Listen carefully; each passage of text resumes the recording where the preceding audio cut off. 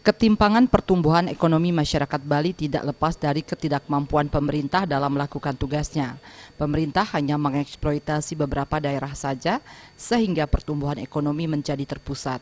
Pengamat ekonomi Profesor Wayan Windia menilai, jika kondisi ini dibiarkan, Bali ke depan akan terancam bahaya. Terjadinya ketimpangan dalam ekonomi bisa saja menghancurkan Bali. Tidaklah mengherankan jika beberapa masyarakat Bali memilih meninggalkan Bali dengan bertransmigrasi ke daerah lain karena ketidakmampuan mereka untuk hidup di daerah sendiri. Selain itu, kaum kapitalis terus menguasai dan menekan ekonomi masyarakat Bali sehingga semakin terpinggirkan. Jika masyarakat Bali sebagai pendukung budaya Bali semakin berkurang, itu berarti Bali akan semakin ditinggalkan. Selama ini Bali menjadi magnet wisatawan karena memiliki adat dan budaya yang khas. Penduduk pendatang tidak bisa mendukung adat dan budaya Bali secara optimal.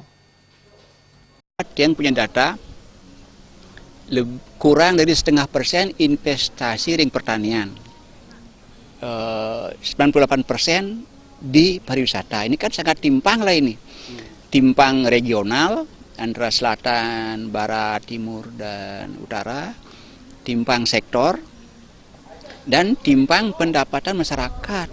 Jadi ini sangat membahayakan bagi masa depan kita di Bali. Jadi jangan kita nanti sedih kalau nanti Bali ini hancur. Trimaja dan Indra Wijaya, Bali TV.